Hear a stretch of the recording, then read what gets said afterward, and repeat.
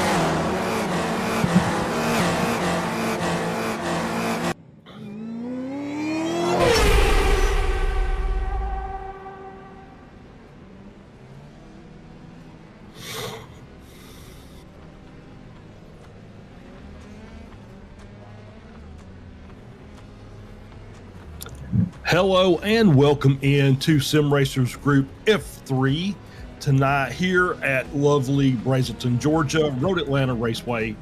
I am your host, Charles Boschel, sitting in for JR Gregory in the hot seat tonight. JR on vacation, should be back in the very near future. JR, enjoy that.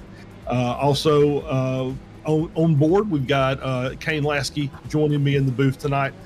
Josh Wilkie running our board, as he is wont to do, as Mike Braun is over running the race for the cause, the race for MS, having himself a good time. Was watching that a little bit earlier, and we're here at, once again, Road Atlanta, 13 turn, 2.5 mile, 4 kilometer course.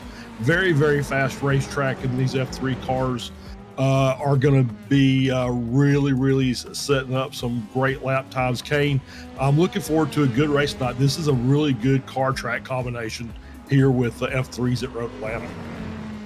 Yeah, this should be a really exciting race. I would say this is one of the most demanding car track combos that you could put together, and I expect to see a lot of mistakes tonight. So it's going to be really interesting to see who put their practice in. Yeah, absolutely. It is going to be one of those races where we might see some more of that tire deg that we've seen over the course of the season with those rear tires just kind of giving up about 5 minutes earlier than they need to. And but we'll keep an eye out, and we getting settled in here as we're in practice, finishing up practice, get ready for qualifying. While the drivers are trying to get everything adjusted, let's go ahead and take a look at our championship points for the season, and we'll bring those up. And as soon as Mr. Wilkie here gets our screen up, there we go. We've got Stephen Case leading, having a great run. Basically, it's just been completely dominant for the second half of this so far. 282 points. Skylar Vickroy making things a little difficult for old Steven up there at the front. Had a great run last week, just missed out on getting that first win of the season, but sitting there in second place, 247 points. Kalen Mikovits running in third. Jason Green settled into fourth, and Chris Eggert running in fifth, as we've got a little bit of glitch there with Kalen in there twice. We're going to give him the higher position, even though it does show us at 219. So then we'll follow on down with Danush Proborgi, Alex Velasco, Daniel Labivi, Josh Corbin, and Lloyd Conway rounding out your top 10. And it's still pretty tight battle there from about third down to, I'd say, about eighth, as the points are really, really tight in that group. And it's going to be one of those races that I don't know that this is an outlier. I think this is a pretty well-known track for these drivers as we're, let's get the championship standings. Completely forgot about the team standings there. They got Case and K Racing, 380 points. Who is SRG6 sitting in second place, 322. Vibes-based racing in third, 316. Avovoom Gaming Racing Team, I believe that is Mr. Vickroy's team, sitting in fourth. The Green Posada, Jason Green, and Diego Posada in fifth. Eagles in sixth. Team Eggtran seventh. Dad Tax Racing in eighth. Team TC is off in ninth, and Team Bali Brashear sitting there in 10th. And now we'll continue to talk about this. This is, once again, this is a pretty well-known track. It gets ran in lots of different series from open wheel to multi-class IMSA-style racing. So no, it's probably not going to be much of a surprise to the drivers on the cornering and things like that, but maybe just trying to get this car around the track, as we talked about so far, might be a little more difficult than they came to realize there, Kane. Yeah, I mean, Road Atlanta in general is a very difficult, advanced level track as far as demanding driving skills are concerned, and it's a type of place where most of the time your mistakes are gonna end you either around or actually in the wall. And to really be fast around here, you have to attack the track. And we're going to have several key corners of the race where I expect to see trouble. Right here, you can see on the screen, the first one is going to be this turn 2 here. This is key to getting a good lap time there. And then as you run down the hill here, getting ready, move through the S's, this turn right here is really key and really difficult to be consistent lap by lap. And it's also a turn you could throw your race away. And then the coming onto the back straight is this tight right-hander here is also another turn where you really need to keep your corner speed as high as you can through there, and if you don't, you're going to burn up your rear tire. So like those three corners I think are going to mark our race. And this car was very difficult to actually be consistent lap to lap. It has an immense amount of mechanical and aero grip, and you have to be super precise. So I expect to see a little bit of trouble from people today. Yep, I think you're absolutely right, and you did point out a couple of trouble spots that we'll take a little bit closer look at here very soon. But let's go ahead and get our keys to tonight's race, and this is what I came up with as just from my little bit of knowledge here at Road Atlanta. We got two very long draft straights, the front straight, and of course that massive long back straight. But then you've got the difficult corners at the end of those straights, and that's going to make life a little tough to try and take that speed and turn it into a fast lap time. Curbs are going to be very challenging tonight. You're going to want to take as much of some of those curbs as you can, especially through some of those corners you mentioned. But that's a high risk, high reward type deal there. And if you take them the wrong way, or if you just overdo it, you're going to end up hurting yourself in the long run. And then finally, patience is going to gain you positions. I agree that there's a lot of places that can be attacked here, but you want to do it at the right time. You don't want to push your luck, and patience may play a bigger role in this than the aggression. Is you just may be able to get a better result by just playing the patient card and not pushing your luck too much. So we're going to finish up here with our practice session, and then once we get rolled over to qualified here with about 2.5 minutes left in practice, we see that just a little bit too much there of that chicane curb, and you talked about it just a minute ago, Kane. It's a blind corner. You're coming over the apex of the hill, and as soon as you get up there, you've got to try to get yourself. It's almost muscle memory. You almost have to know the line as you're coming over, because you're not going to be able to see anything, and you've got to take that curve very precisely there. We're going to get another look at another car attempting this. You see him getting wide, coming into 2, and then that sharp turn to 3. Nice job there. Cut it just enough, rode that inside curve, and carried the speed through. And as we're talking about the S's here, rolls into turn 5, and you're right. This is very, very dangerous. It's a dangerous curve, dangerous corner in any car. But I think even more so when these open wheels, as light as they are, they just kind of bounce over that outside curb, and will end up potentially causing problems. And here's turn 7, as we talked about as well. Turn 7, obviously very dangerous. You want to try and get that line as best you can. You want to get a good run out of 7 to make a good run down the back straight, as we're seeing Jason Green coming down through 7 or into 7 now. You see a car on the inside there, and you want, like I said, you want to get a good run through there, because it's going to set you up for this run down the back straight, using the draft of the cars in front. Pick up as much time as you can, and set yourself up for a good braking zone and entry into turn 10A and B. So with a minute left, we've got Danush Poborji up on the lead of the practice session, 114.7. Stephen Case sitting back there 2.5 tenths behind. Jason Green in 3rd as we're riding along with him. Daniel Obivian in 4th, Skylar Vicroy in 5th, only 600 for a second separating those. So still pretty tight at the top, even in practice, as the cars are getting settled down and the drivers are starting to get set in for a race and setting up for qualifying. It looks like this is going to be a pretty good one. There's some really good lap times up at the top of the board. Yeah, just like you said, Charles, you could see up here how close the lap times are. We have the top 10 covered by just under a second, and most of the group is just covered by a half a second, from Jason Green all the way back to Joshua Corwin in 11th. But what I think is going to be key is it's very difficult to put those fast laps in lap after lap here. There's just so many places to make a mistake. So doing that same lap time for, I think the race is going to be about 24 laps tonight, is going to be the most difficult part. Yeah, absolutely. I think you're exactly right. And we've seen it basically the entire season. We've had a couple of drivers, Adam Thompson early, Stephen Case as of late, that's kind of been really dominant and just kind of run away with a few of these races. But you're starting to see with the likes of Vic Roy and Jason Green and a couple other drivers up there. It's the cream is starting to rise to the top, and these lap times are getting tighter and tighter, and the racing is getting tighter and tighter during the event as well.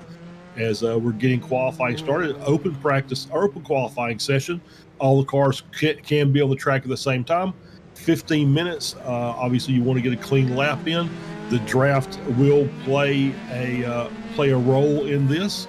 It could set you up to put you up near the front of the grid, or it could end up messing you up as you get behind a slower car and maybe hold you up a little bit. You have to kind of reset. So we're going to get the cars out on track, and then we're going to do a ride along with Jason Green as he comes down to the he's coming to the back straight now, and we'll catch him. Yep. So we'll pick him up here. And Kane, if you want to do the honors, we'll let you do the turn by turn guide here, as he's coming out of turn B, 10B now, over the hill through 11, and then into 12. Yeah, coming down over the hill, basically onto the front straightaway here, coming into a super fast, super difficult turn 1. Getting on the gas as early as you can. Don't touch that curb on the outside. Trying to keep it tight here. Cross that curb. Oh, as you see, basically Jason didn't get that right. Tires are not up to temp yet. But this is basically the S section here. Very difficult corner. Got to be on the throttle to stabilize the car over the curbs here. Basically down the hill, getting ready to turn into this fast 4th gear, turn 6, up into basically very tight, very important corner, turn 7 here. Probably one of the most difficult corners on the track. Really want to stay away from that curbing if you can. And then down this really long backstretch where you get a little bit of time to catch your breath and think about what you need to do to get ahead of your competitors. And we're going to run down here basically into this really difficult left-right chicane that's kind of flow in, fast out, and then on the gas, full throttle, all the way under the bridge, down the hill, and that's the lap of Road Atlanta in the F3 car. There you go. Thank you very much, Kane. Yeah, good lap by Jason, and that was a 117.81, which is going to set him up in P3. Daniel Labivie up there with a 116.68. As these lap times start coming in, we saw 114.7 during practice. I expect to see that number somewhere up there near the top of the board when we get through, as we're looking down. Case with the fastest final sector. Paborgi now sets the fastest lap of the race, I believe. Yes, he does, 116.1. So he had 3 fast sectors there. As we're starting to get everybody ramping up now. We've got pretty much every car that's set up is out on the track getting their laps in as we're on board. What was that? These guys are really going to have to start thinking about the championship, Charles.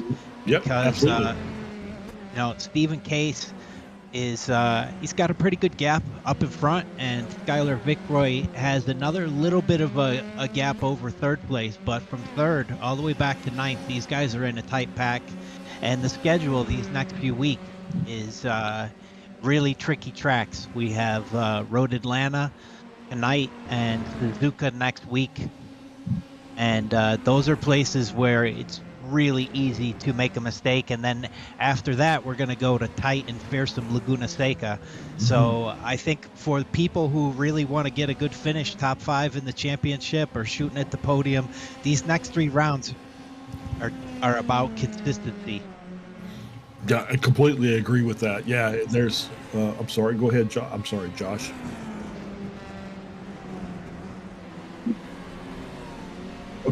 Okay, no worries. Okay, so yes, so Stephen Case setting the fastest lap, 115.58. The lap times are still coming down as cars are getting the tires up to temp, getting in the groove. The drivers are starting to get the rhythm, as you can see them working their way through 5 there.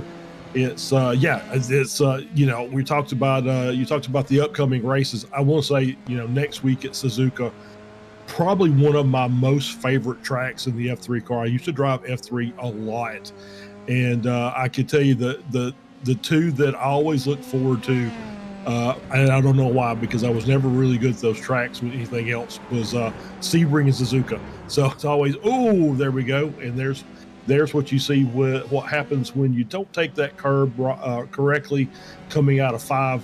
You just basically lose the car, put it in the wall. You have to reset and back around. That's Paborgi. Oh, there's a car sitting there on the outside of the pit exit lane there had to make another little dip to get clear there, as had a car. Could not see who that was that had stopped, but that's not where you want to park. You can't park there, sir. It's you just not can't do it. It's just the wrong place to be doing stuff like that. So a little bit of a Cole Brown moment there for Poborgi as he was coming out of the pits, and so he'll. I don't think he made any contact, so he should be able to just get those tires back up to temp and get another flying lap in. As we're 6 minutes gone in the qualifying session. As you can see, the cars are people starting to work the draft a little bit. Vic Roy here got him a nice draft partner right up in front. It just, I don't know if that's going to hurt him. It's a little bit tight there. Kind of made up too much time on the car in front as they were coming through 10A and B. But it looks like he's got settled back down, and he's going to get, a little bit off on that final one, but he still manages to get up to P2 with one purple sector there, sector 3. From that draft that he was getting down the backstretch. So it did put him up into P2, 115.666, puts him 200ths of a second above Poborgi. As you can see the lap times now with Stephen Case setting another fast lap, 115.48, 0.2 of a second over Vic Roy. And the gap down to looking to 13th position. It gets you within that 1 second zone. So you've already got 13 cars within a second, which I think is the highest we've seen this season so far.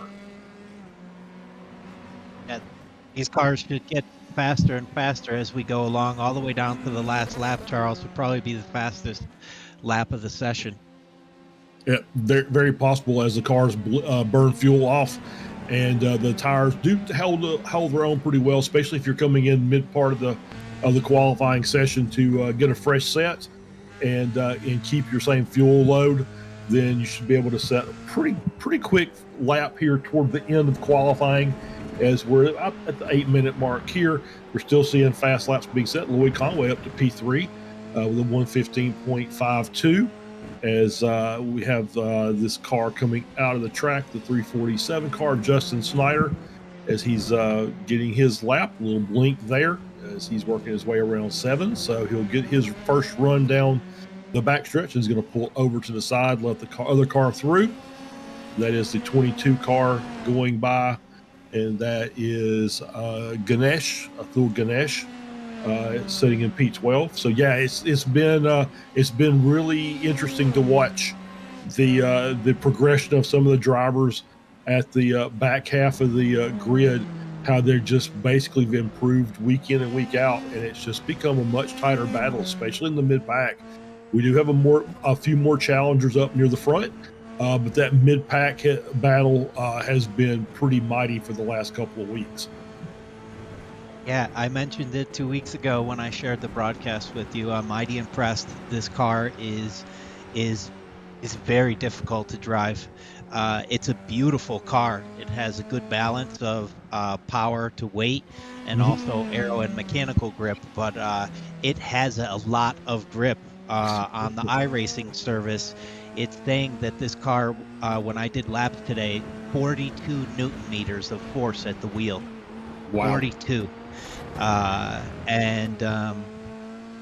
So basically this car has an immense amount of grip, and it brakes so well, and to actually carry the amount of speed that you need to correctly in the corners to use all of the grip is very challenging. And so I'm impressed with everybody in the league here, how well they've been able to manage this car, because this is not an easy car to drive by any means. And actually, I take that back. In some ways, this car is a pleasure to drive. It's quite easy to drive. It's very difficult to drive very fast and on the limit.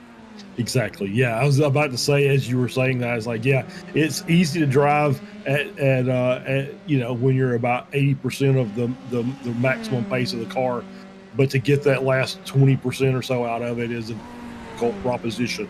As we see, Jason Green has jumped up to the top of the qualifying ladder with a 115.425.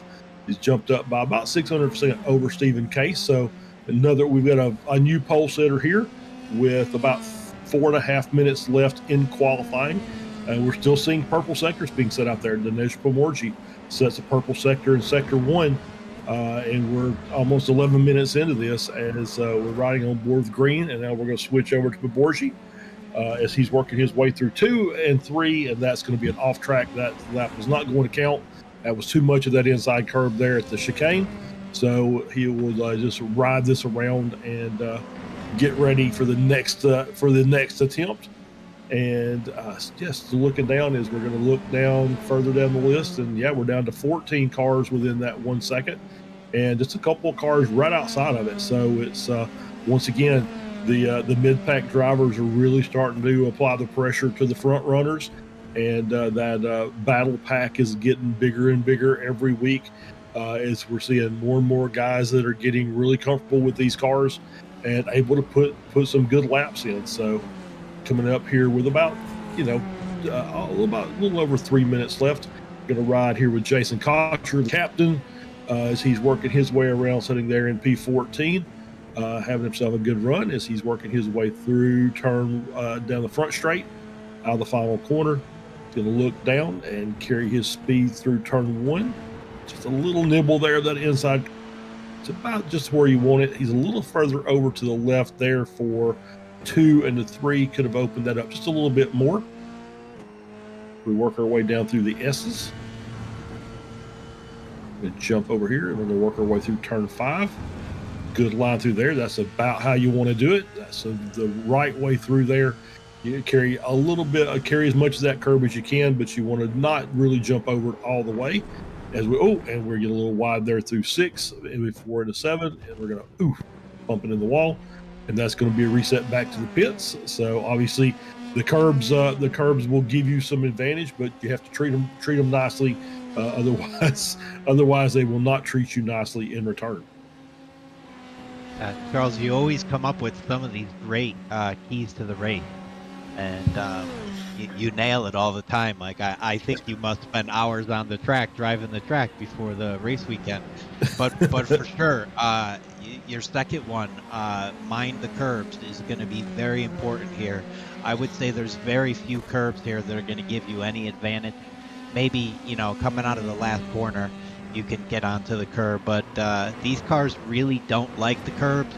Mm-hmm. And generally you want to try to keep yourself as tight as possible, and curbs definitely can get you in trouble, as we saw there with Kate, where you could get the car up and around. So I'm interested to see who decides to use some of the curbs tonight, because in the hour practice that I did, I was avoiding all the curbs.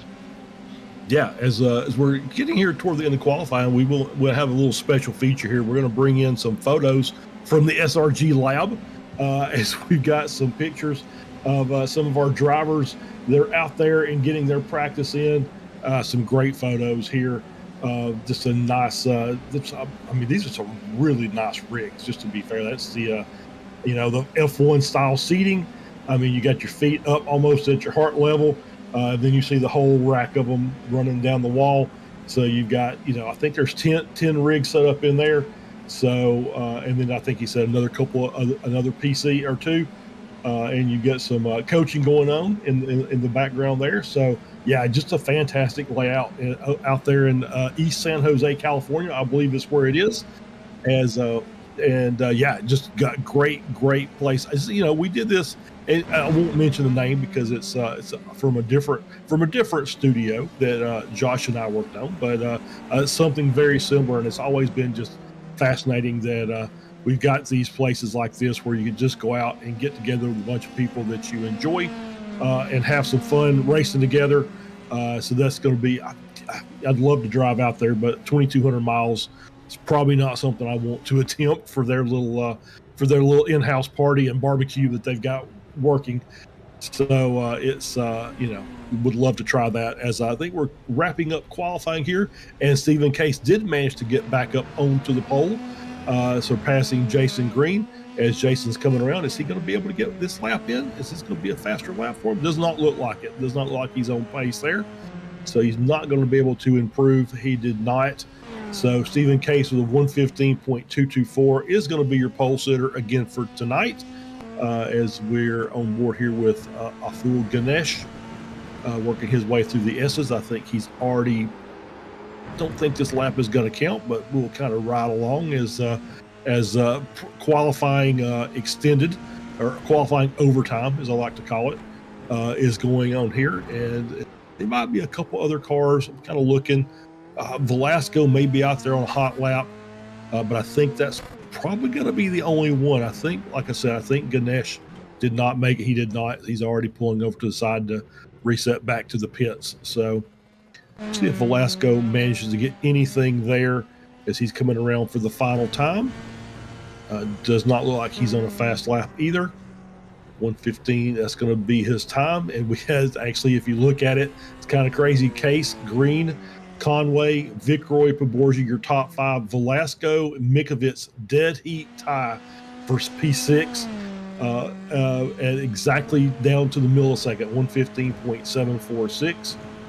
You got De Silva there in 8th, Lopez in 9th, and Lubivi in 10th, and that gap is a 10th of a second between those 5 cars. So that just shows you how tight the battle is going to be tonight. Yeah, great qualifying session from these guys. Just a second covered up 12 guys there.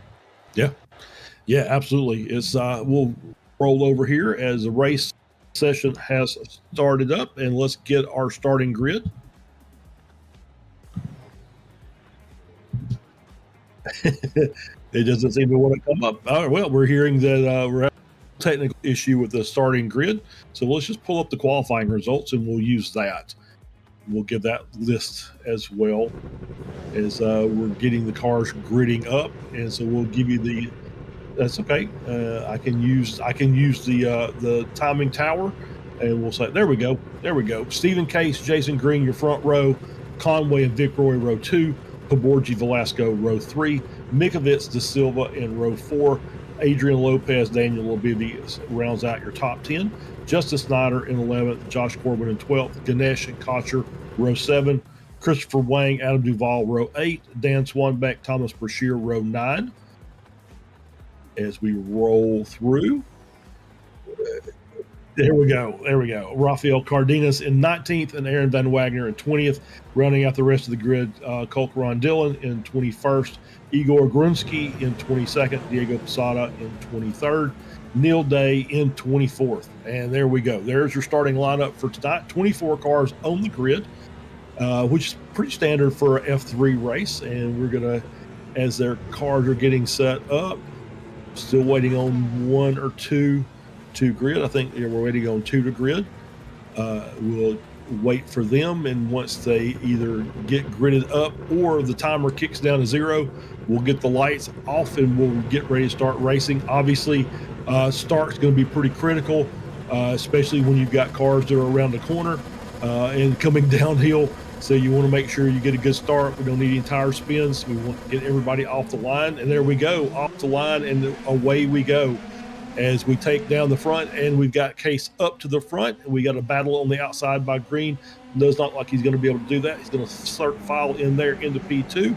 Some 2 wide battles. We do have a car off the track there, but managed to get back on safely as we work our way down into 2 and 3 for the first time out of 3. Coming down into the S's. Case it's starting to stretch that gap just a bit as we get some side-by-side racing there through the S's. They need to get that cleaned up pretty quickly, and they managed to do so. And we'll get our first run through turn 5, and we'll see if we have anybody that misses this. But so far, so good. I think Brashear is off the track coming through 5, has fallen down to the back of the back of the field as they work their way down the front straight for the first time. Oh, Poborgi spun. And that's going to hurt him. He's going to drop all the way back as he waits for the rest of the field to come through.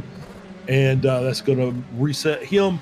He'll drop to the back of the field. He's going to have a tough battle to make up a lot of this time. Dropped 18 positions already. So he's going to have his work cut out for him as they're working their way through 10A and B. You could have put that 4th on your list, Charles. Be careful on the cold tires. Yeah. Here. Yeah, that's almost a contact. Oh, that's the 14 car. That is Chris Wang. Could not see who that other car was. There it is. He's rolling off, and they're both headed to the pits now. Poborgi again? Yeah, it's Poborgi.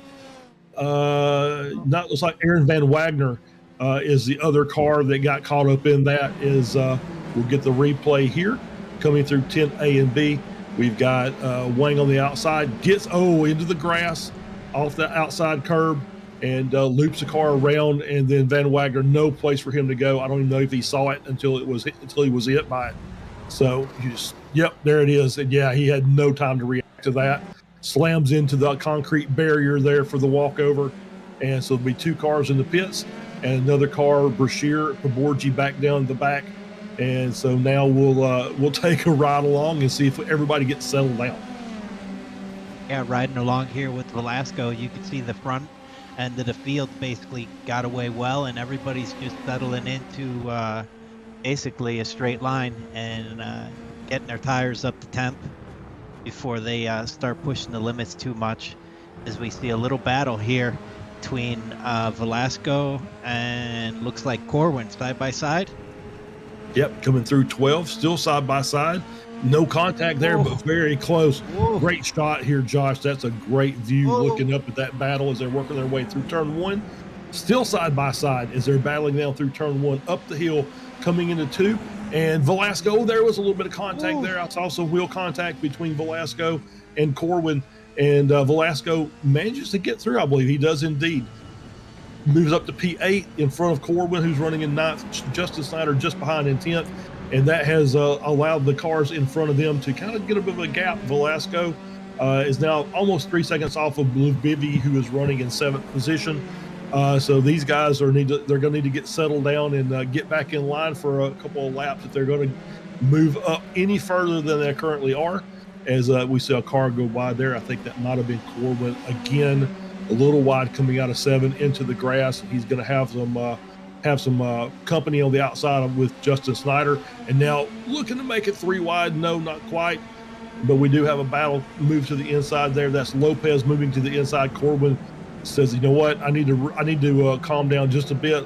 Let me let these guys go, and let me reset myself, and we'll see if we can challenge them again. We have another battle here between Conway and the 76 car, Caleb Mikovich, running down the front straight side by side. Yeah, that was a good move by Conway. Basically just let him by. As you saw with that battle between Kocher and Velasco, like how much time they lost to the leaders if you go side by side. As we see Grunsky basically, it's like he got into this. Oh no. And we had a spin there. That's the 1 car. That's Thomas Brashear. Yeah, that's it just was a reaction. He saw Grunsky moving there and sideways on the track and had to react and end up spinning the car himself. As we see the contact there between Grunsky and that car on the outside, could not tell who that was. Might have been Neil Day around that area. It's not really sure, but did see the contact made there. Grunsky. Yeah, it's a very, very treacherous move there to back across into the racing line. Managed to get away with it. Only 1 car, no contact, but did have a car spin because of it. As now we're back up front here, riding on the back end of Mikowitz, looking back at De Silva and Conway behind them. These guys are just getting into their pace now. The front guys running 15s and the mid-pack are in the 16s here. And right about now is where they too much curb there through the chicane from Mikovits. You see him have to just catch the rear of that car, and you saw the other cars behind De Silva say, I've got a chance here, with Lloyd Conway also in tow, and the 69 car out there of Daniel Abivy. So nice little mid-pack battle here. The back half of the top 10, these cars running nose to tail and looking to see if they can make some moves here. But yeah, they're starting to lose the gap up to that front 3 as Case Green and Vic Roy have basically just kind of checked out. 6-second gap back to Mikovits in 4th, and Vic Roy not settling for looking up the inside of Green. Yeah, looking up the inside. 10A and B. Green manages to hang on to it, keeps that position for the time being, but Vic Roy obviously hungry to get up there. But this little battle has cost them some time. 1.3 seconds now, the gap up to Case in 1st. So Vic Roy needs to get this pass done. If he's going to get it done and get going and get out of the way and let Green just kind of settle behind. And they finally managed to get the swap done. So Vic Roy takes over second, Green in third, a little wide there coming through 2 and 3. It's going to cost him a little bit of time, as we'll did hear that we've lost Cardenas as well. Rafael Cardenas has had an incident here coming through 10A and B, and that looks like the same little deal there. Yep, we look on the outside there, 10B loops the car around, and that's just the nature of this track. That is one of those trouble spots that you have to keep an eye on. And we saw a couple of cars already fall victim to the dirt on the outside of the curb. As we're back on board here with Vic Roy, that gap now 2.4 seconds to Case. Case, I think, saw the battle behind and says, I need to hit some hot laps here really quick and get my gap out. So it's going to make it tough for those guys to play catch up. He's got the draft broken. So now it's going to be up to Green. Oh, so I think there's a problem with Vic Roy. He's dropped down to P3. So what happened to Vic Roy? Let's see if we can get a replay of that. Yeah. Vic Roy must have really felt like he had the pace to catch up to Case, because he really forced the move on Green there. Same thing. Yep, same thing. The gravel, the dirt outside of 10B, and you see him did a great job of catching that car, but he took him a minute to get it all caught up, and you see him, just manages to keep it off of there and gets the car righted, but took him a full corner to get it done, but he got it done, lost the position to Green, and now that gap's really ballooned up to Case. Case is probably just loving life up there. He can kind of settle in and just run some good, clean, consistent laps, not really stress his tires too much. And so now it's going to be tough for Green to do any battling. He's going to have to just really hit quality lap after quality lap to even attempt to make up that time to Case. And Vic Roy, the same thing. He's going to have to really run some hot laps as well to see if he can make the time up. And there you got Mikovic is now kind of pulled back into this battle a little bit with Vic Roy falling back. He's managed to get his gap out over to Silva, Labivia, and Conway. So he's managed to stretch his gap out and can take a firm control of P4. And so now it's going to see if he can get a run and get back up to third, as we're on board here with Adam Duvall, currently running 13th. Got a nice little battle there between Corwin, Kocher, Paborgi, and Duvall. Nice little four-car pack in the midfield, just trying to run some laps and see if anybody's making a mistake like Lloyd Conway just did. And there's Labivia around as well. Wow, what happened to those two? We were just talking about them. And there's another contact. That's Corwin contact as he came through. And it looks like Labivia maybe with not a great rejoin. Let's see if we can get a replay of that as well. We do have Labivia now with the meatball flag.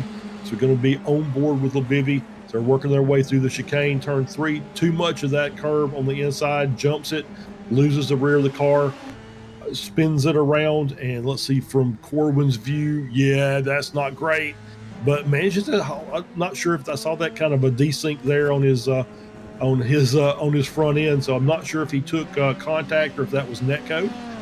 But he is still rolling. Labivia obviously maybe did take some damage as he is now with the meatball flag. He's got to come in and serve that, get the car repaired. That's going to obviously cost him probably a 30 to 35 seconds of time to come down pit road. We haven't talked about pit entry because we weren't expecting pit stops to be made, but should they have to come down, it's a very, very, very tricky pit entry here at Road Atlanta, as well as a pit exit. So yeah, you can see the contact there as the car jumped up. So that's probably some suspension damage for Paborgi. And so he's going to have to come in. I'm sorry, Labivia, check that. He has to come in and get repaired within 3 laps, or he'll be disqualified. So we'll get back on board here with Corwin. Still has Kocher and Paborgi in tow behind him. Lopez has kind of jumped up to the battle with Velasco, running in 7th and 8th. And then there's a big gap between the top 6 cars. All of them are over a second and a half between all 6. So no real battles up front. This is our biggest battle on the track so far. Yeah, this is kind of what I expected to see tonight, Charles. This track is kind of like a T-Rex monster. It will eat you up, and you out, and at the slightest mistake, and all your mistakes usually cost you, and it's really a track to respect, Mhm. and also to stay in line, because Yep. as we've seen, you lose a lot of time whenever you go side by side. So I think for Vicroy, I don't know him, but he's probably got a little bit of the red mist working, because he set that up himself. Like, he wanted to make that move on Jason. Jason was holding pretty close behind Steven. He was definitely within draft range, Mhm. and he must have felt like he had the pace to finally take it to Case today, and he needed to make up in the championship. So I bet you that was his strategy, and now he's back in third place, but he was a half a second faster than Stephen Case on the last lap. So he just needs to settle down. The best he's probably going to be able to get today is a P2, and I think that's got to be his focus right now. And we'll see what JG has, if he actually has the pace to catch up to Case. He also, if he wants any chance at the championship, he really needs to push tonight. Try to get as many points as he can, as we see Borgi going side by side here. Yep, Pavorji making the pass on Corwin, brings him up to P9, and that's a good recovery drive by Pavorji. He's back up to P9 after falling almost all the way to the back of the field. So he's done a really good job of avoiding incidents and running some really strong lap times. And has brought him back up inside the top 10. Oh, as we see Corwin there. And that's the outside curb. You mentioned it in your lap track or lap guide. That outside curb in turn one does not do you any favors. As we'll get on board here with Corwin, you see him just carrying a bit wide, and you see the curb just wants to just unsettle the car, and that's what it did. But good job by Corwin to hang on to it. Did lose a position there, so he's dropped down to P11. Kocher makes the move around. So this is still an ongoing battle, as these cars have not really separated themselves from each other. So we'll continue to keep an eye on the battle here with Justin Snyder and Dan Swanbeck running in 13th and 14th, a little bit further down the field, but you see a nice little draft as they're coming down. Snyder getting the good run behind Swanbeck, and he's going to try and make a move. Swanbeck moves over. He's going to try and go defensive to the inside. Going to try and prevent that move on the outside, but Snyder able to take it and break a little bit later on the outside with the preferred line, makes the pass, and gets past Swanbeck to pick up P13. So good move by Snyder there to get out. Maybe Swanbeck, as we see a gap forming, maybe decide not to set that battle up for right now. Maybe trying to save a little bit of his stuff for a little bit later in the race. He's not really pushing too hard to try and keep Snyder in his grip, but he's still out there racing, and we've got another car behind him, and I think that may be a lap down car. I don't see that on the timing screen there, so it may be a lap down car already, maybe either Ganesh or Posada, one of those two, as they're working their way down the short straight here between 5 and 6. We move up to Kocher, who is now on the back straight heading down into 10A. Having a good run up to P10. So Jason doing a good job tonight. We talked to him earlier in the season. He said, he coaches a lot for the F4, not so much for the F3, because he's always wanting to improve himself, because he's wanting to compete a little bit. Oh, and you can see that 10B catching him out a little bit as it loses the rear. 15 minutes into this race, so might start seeing some of that rear tire deg coming into play here as we get a little further on into the last 10 minutes of this race, as Corwin works his way down through turn 1. He is trailing Stephen Case there. Stephen Case coming out of turn 7 and heading down with that 4.5 second gap over Green. The gap back from Green to Vicroy, 2.4. So Vicroy not really making a lot of inroads into that gap to Green. And likewise, Green not really making a lot of inroads into the gap to Case.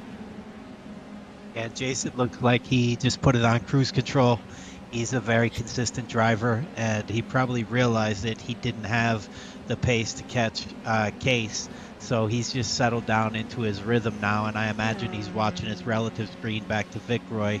And Vic Roy's been pretty much fastest person on the track, except Paborgi's been putting in some really good laps as well. And as you mentioned, Charles, what a great recovery from all the way in the back up into ninth.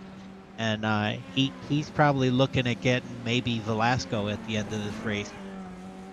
Yeah, it is very possible. And let's go back to our Put in another fastest lap of the race, 15.1 for Georgie. Yeah, he is. Yeah, he's really saying the standard here as we're back to our gaps. I was just kind of noticing Mikovits is starting to close that gap down on Vic Roy a bit. Maybe maybe Vic Roy's tires have given up a little bit more since he's had a little bit of struggles through a couple of corners, and Mikovits is now kind of in that just at the edge of that draft range for these F3 cars, 1 second back.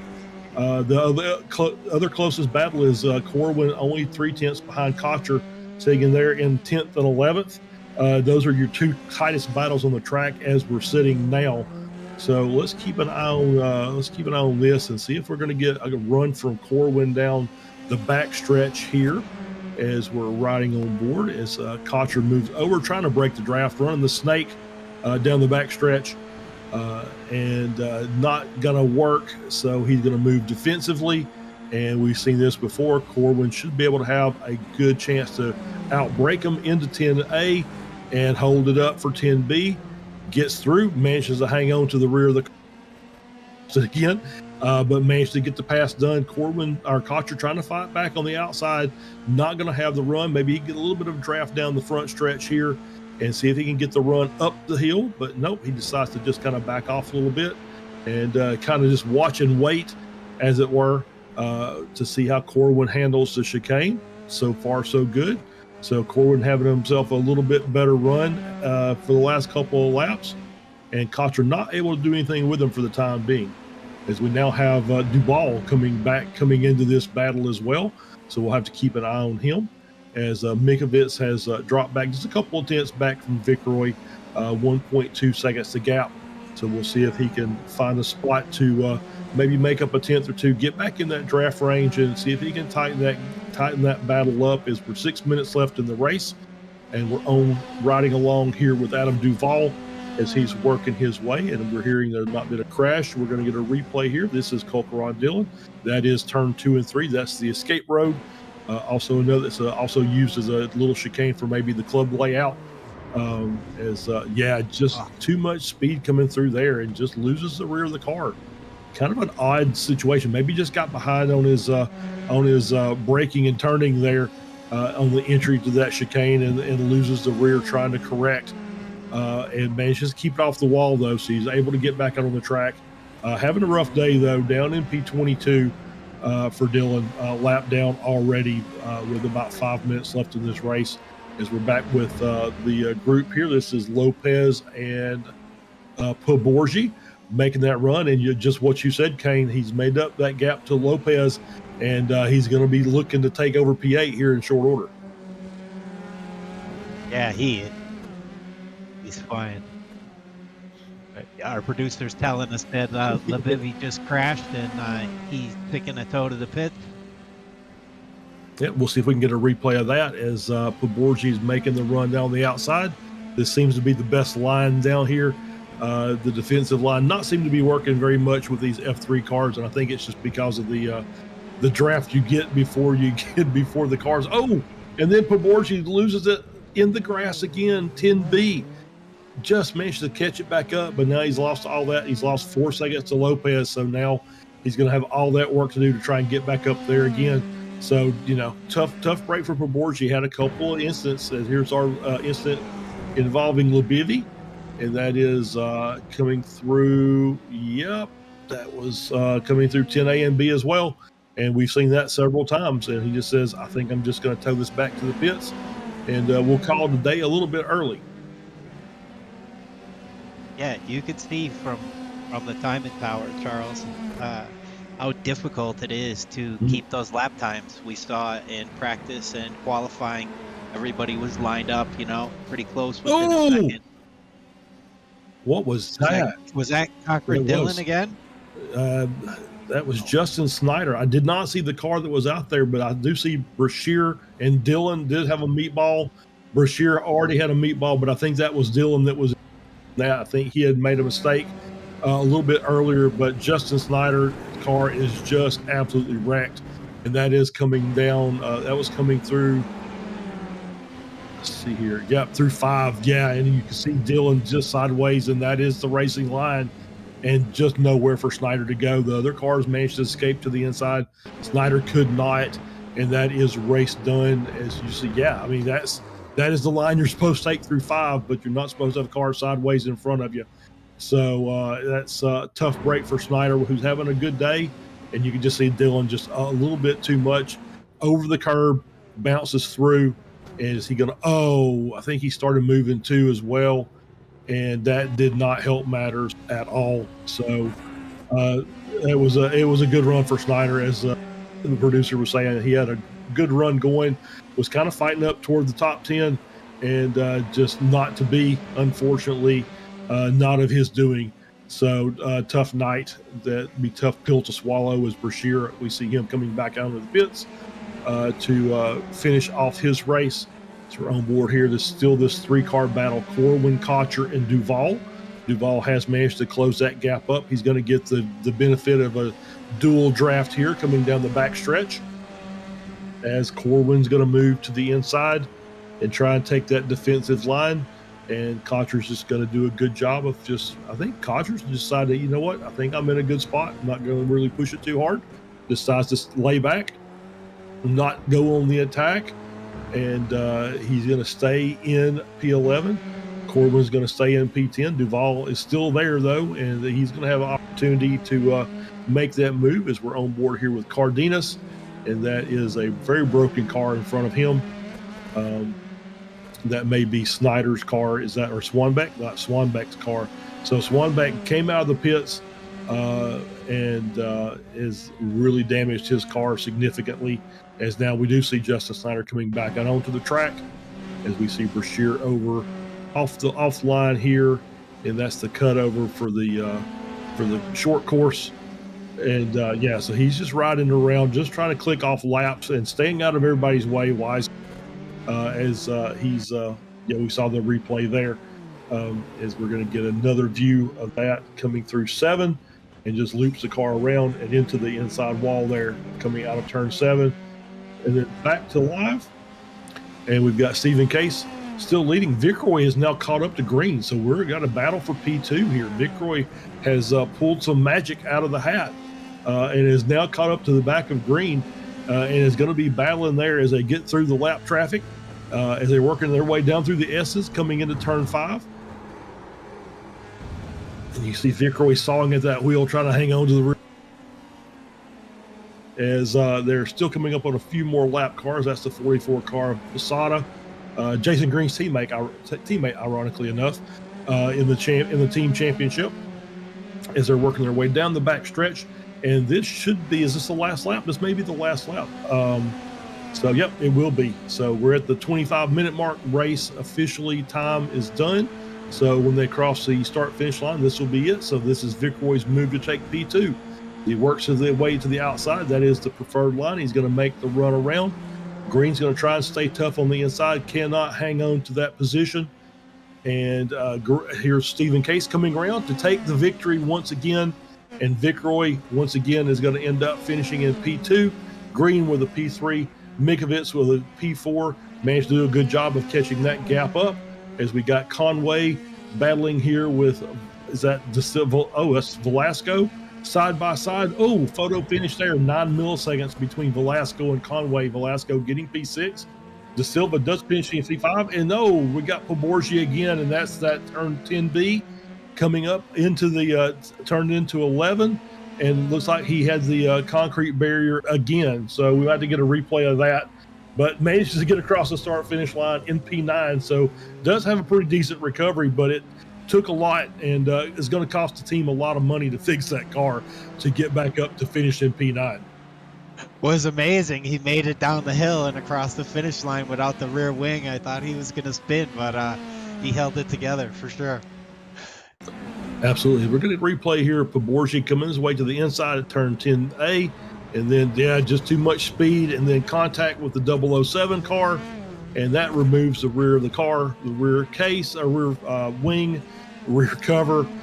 So you got the exposed engine, and he does manage to get through turn 12 successfully without the rear wing assisting, but very tough way to end with that wreck there at the very end. And I think we're going to get a new tradition here, as we've got our top 3 podium setters are going to line up for a little photo op here at the start finish line. As they come back around, you see Stephen Case has already made his way up there and has parked, and then we got Vic Roy coming in for P2, and there's Green finishing in P3. So there's your nice photo of your podium sitters for tonight. Great job, great race, Stephen Case. Again, managing his gap as he needed. Vic Roy Green put on a really good race, and unfortunately, just mistakes caught most of those guys out, and it was easy for Case to win from the front. And so really great race there, Kane, all the way around. Obviously some difficulties amongst some of the cars, but kind of what you expect for a race at Road Atlanta.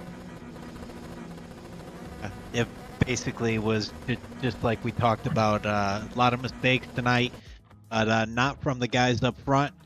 I think maybe Vic Roy and Mikowitz feel a little bad. They probably were hoping to get some points on Case. He's definitely got a good lead in the championship tonight. But good drive by most of the top guys for sure. Yeah, absolutely. Yeah, it was another good race up the front. And once again, the mid pack battle did not disappoint tonight. Some great battling amongst there, and of course, obviously with some of our less experienced competitors, the struggles that from the track that is Road Atlanta.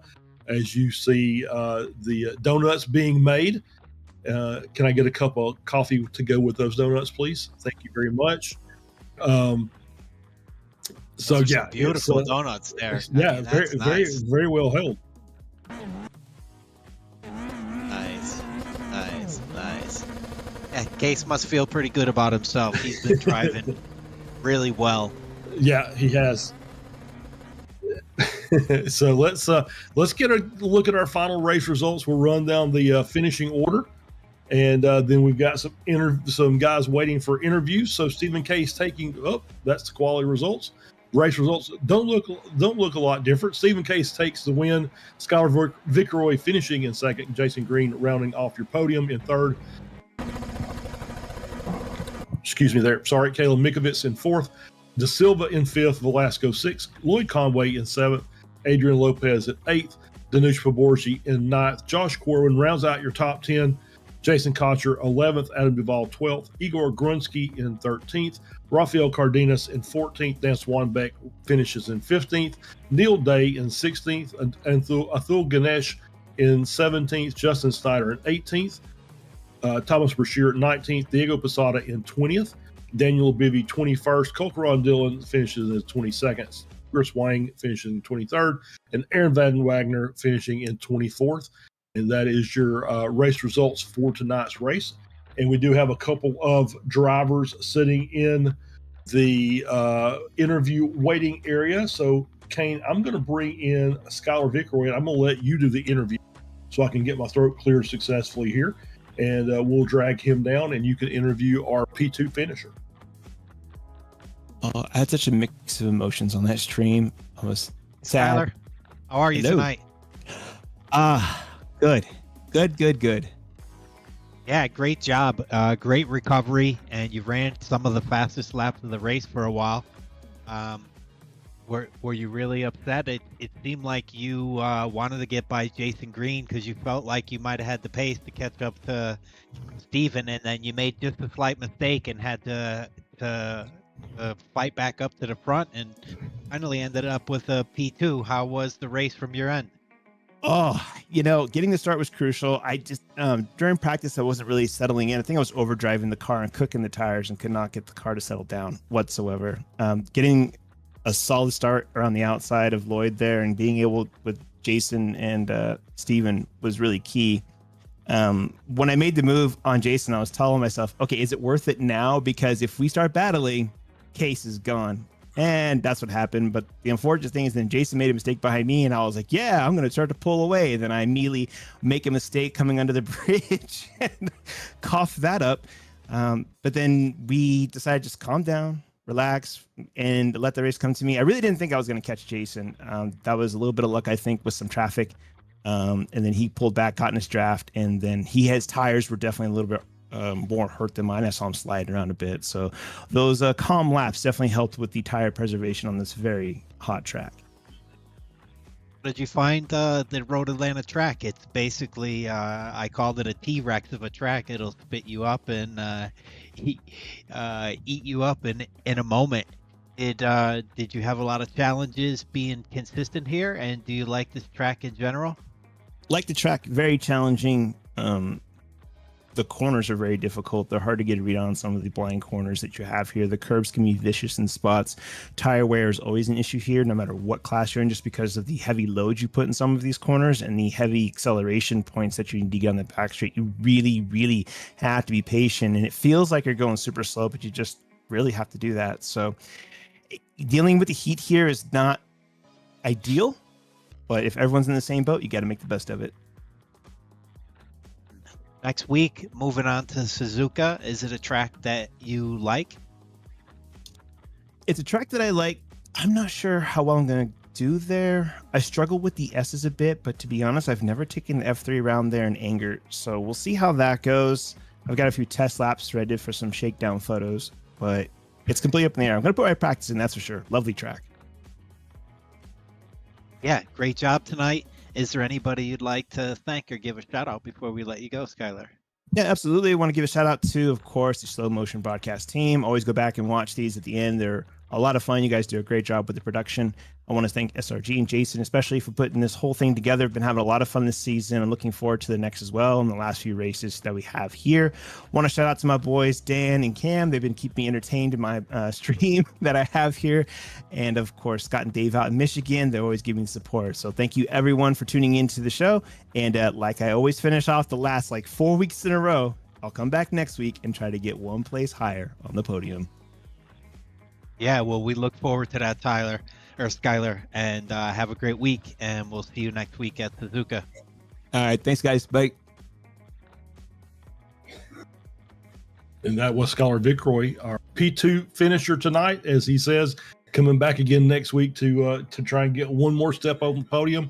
He's had a couple of good runs and just hasn't been able to quite finish it off yet, but you obviously see the improvement in Skylar's racing over the course of the season. So now we're going to bring in Josh Corwin, our P10 finisher, and we'll bring him down and I'll get the interview going here. So Josh, hey, congratulations on a P10. Looked like you had a little bit of struggle out there, but I think you managed to get it all figured out and ended up with a position P10 overall, so top 10 finish and up a couple of positions from where you started. Yeah, I'm content with the top 10. Wish I'd be closer to the front, P6 or P6, 7, 8.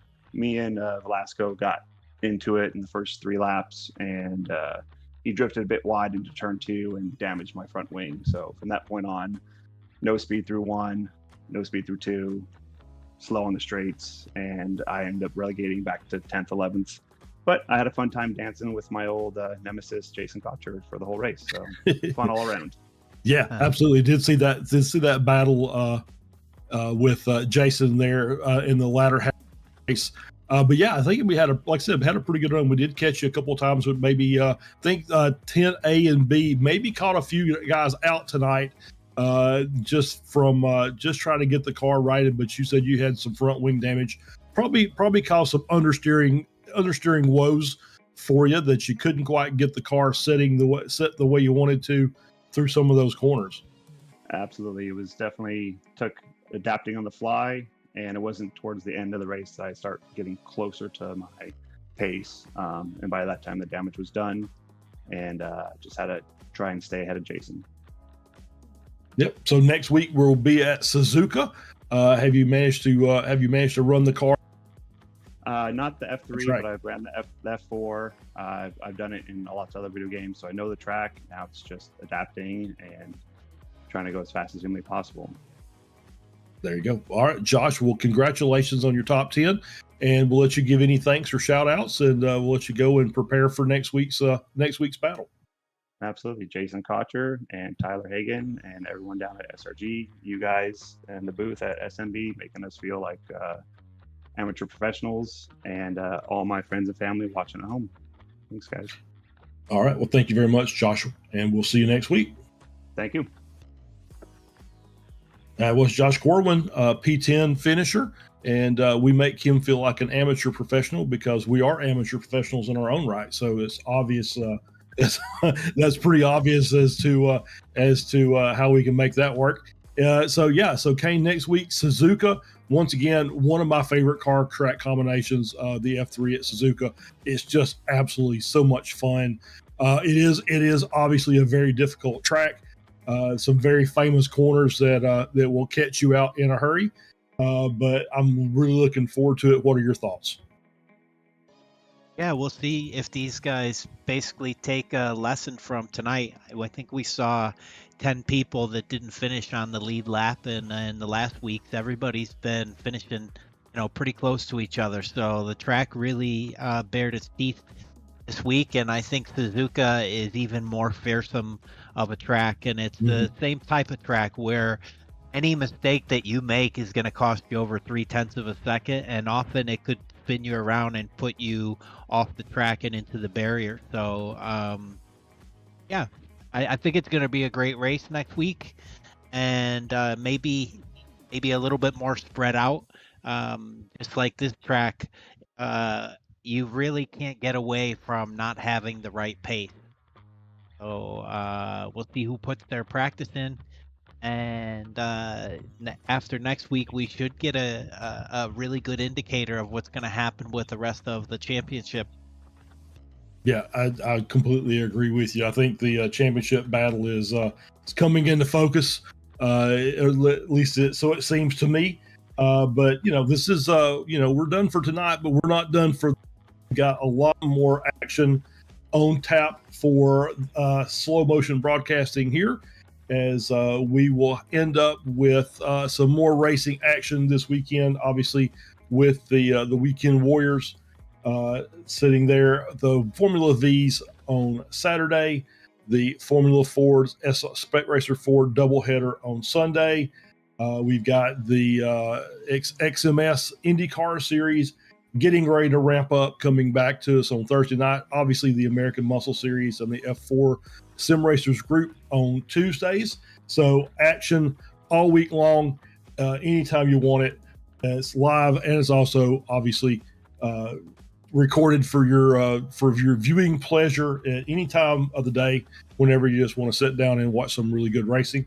So for Josh Wilkie, doing a great job in the production booth, as always.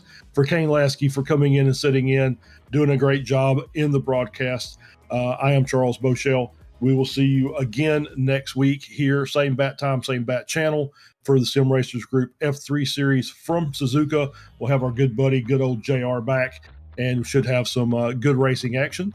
So we'll see you next week or wherever you are, and we'll see you again at the track.